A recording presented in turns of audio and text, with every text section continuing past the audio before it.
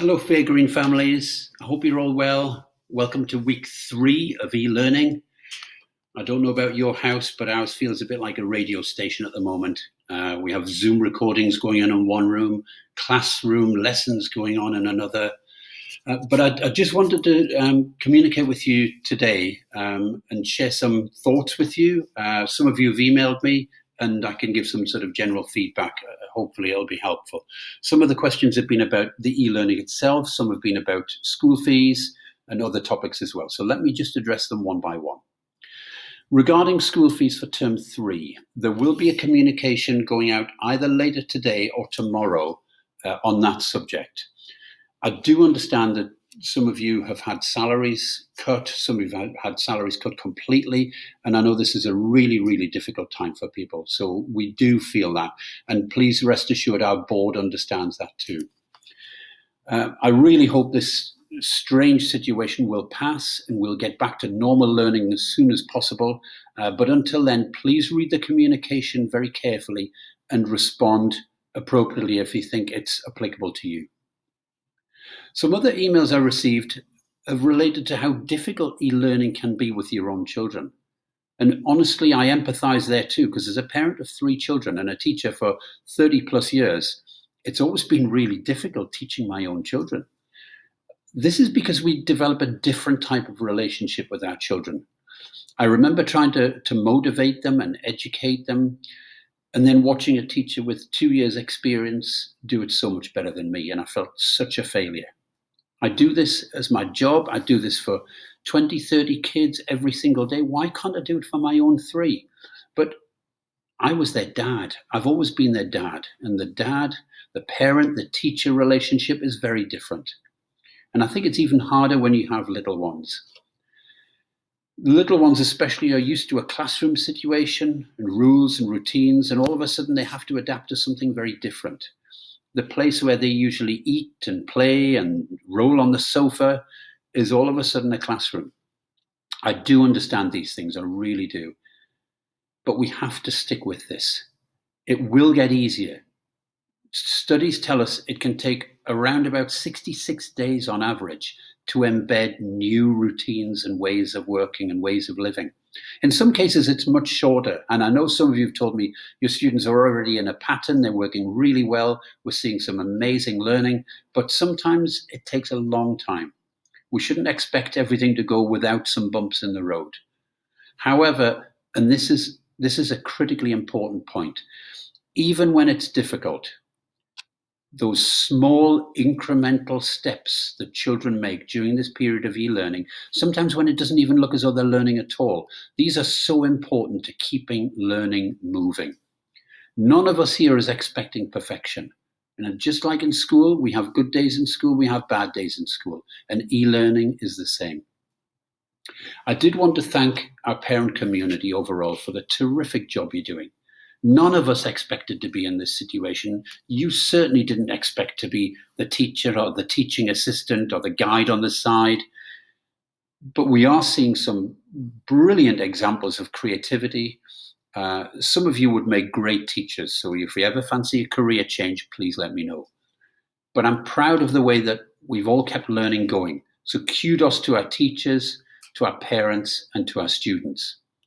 As I said, there are times when it's so difficult, but the building of resilience in us as well as our children is something that we can't measure, but will be of huge benefit to us in the future.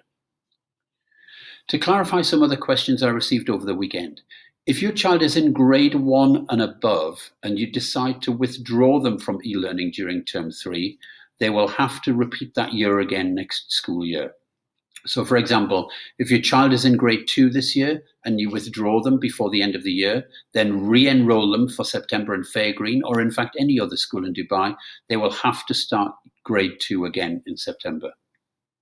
If your child is younger than grade 1, so pre-K, KG1 or KG2, and they're withdrawn before the end of the school year, their re-entry next year will be subject to them meeting the academic standards that we expect here so that they can access the curriculum. And also it will be subject to the availability of places. They'll be treated as a totally new student.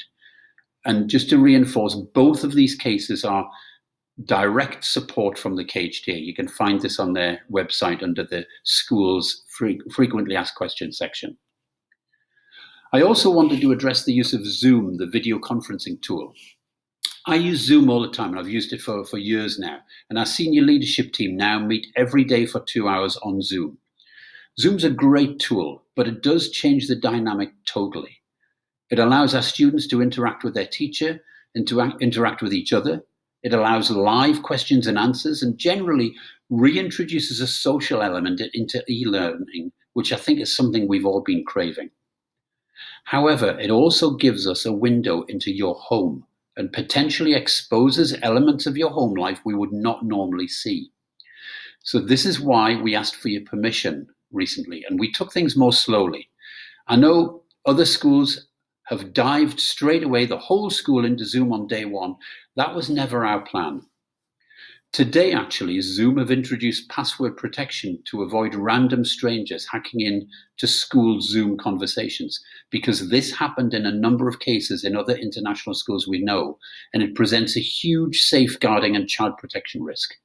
So now that loophole's been closed and we have the parental permission, we're good to go. We're really looking forward to reconnecting and seeing the students again.